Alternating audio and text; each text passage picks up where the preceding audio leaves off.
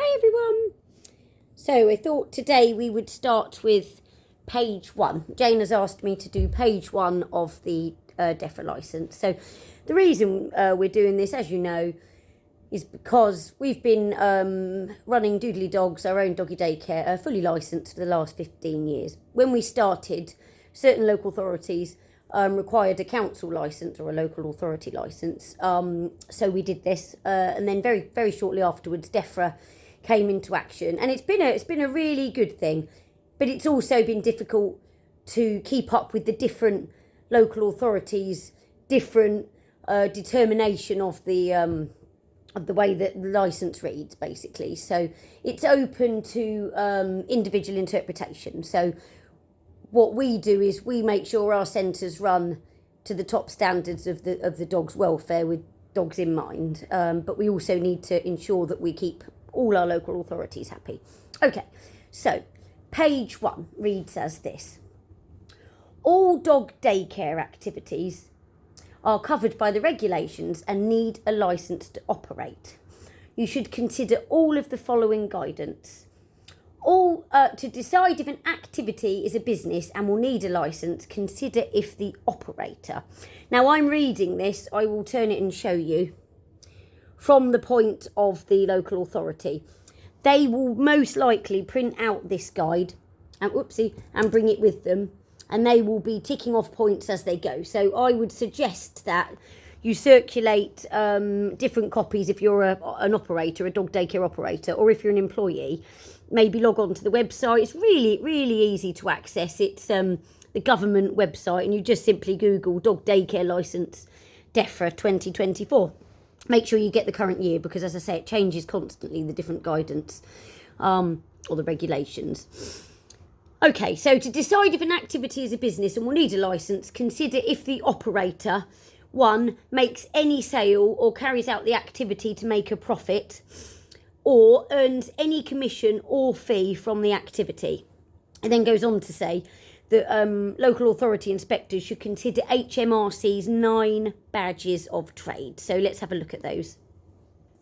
So that takes you to a page. So on the licence, there's a link that takes you to a page of the business income model, so that you can decide whether you're basically a business or not. Okay, so, right, badges of trade. So there's 9 of them.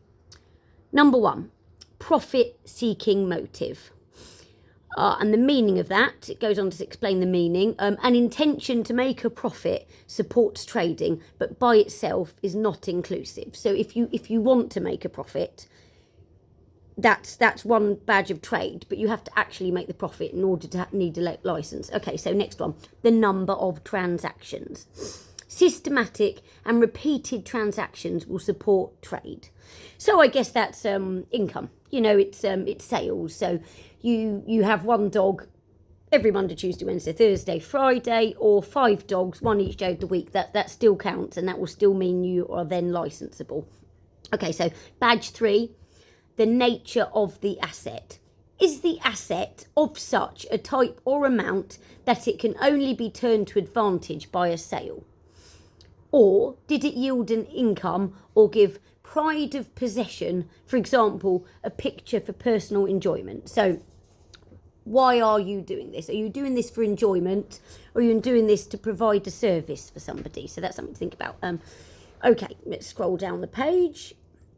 The next badge, existence of similar trading transactions or interests. Transactions that are similar to those of an existing trade may themselves be trading.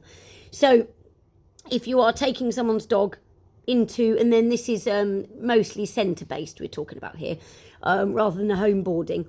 Are you taking your dog into a commercial building and looking after it and charging for that? That would be a transaction of trade. Okay, changes to the asset. Was the asset repaired, modified or improved to make it more easily saleable or saleable at a greater profit? That one's not relevant. I'd say the others that we've already covered are, so you're already licensable, but let's keep going. The way the sale was carried out. Was the asset sold in a way that was typical of trading organisations? Alternatively, did it have to be sold to raise cash for an emergency? No. It didn't. It's a regular sale. It's not an emergency action plan. It's a regular sale. It will be a regular income. Same thing. The source of finance. Was money borrowed to buy the asset? Could the funds only be repaid by selling the asset? Again, we're talking about dogs, so not relevant to us. Interval of time between purchase and sale. Assets that are subject to trade will normally, but not always, be sold quickly. Again, irrelevant to us because we're providing a service. Method of acquisition. An asset that is acquired by inheritance or as a gift is less likely to be the subject of trade. So again, not relevant to us. But those first four are.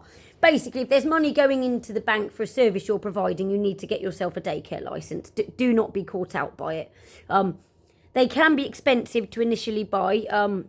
So each local authority charges something different. But I know that at one of our centres we pay over £1,000 for our licence. We used to pay 200. So again, that's something to check out on local authorities. Okay, so let's think about why the licence is in place.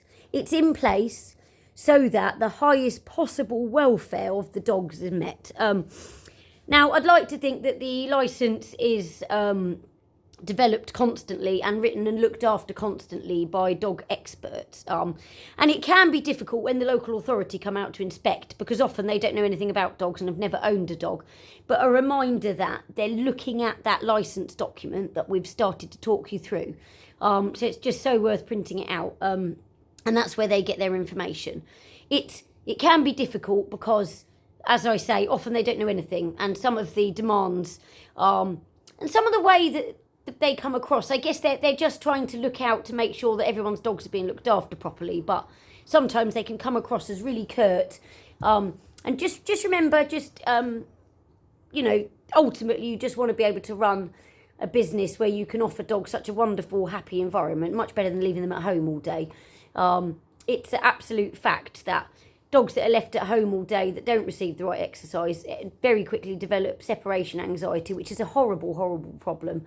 In addition to that, they can destroy the house, barking problems. So you are providing an absolutely brilliant thing that will only improve dogs' lives, but doing it properly is absolutely critical.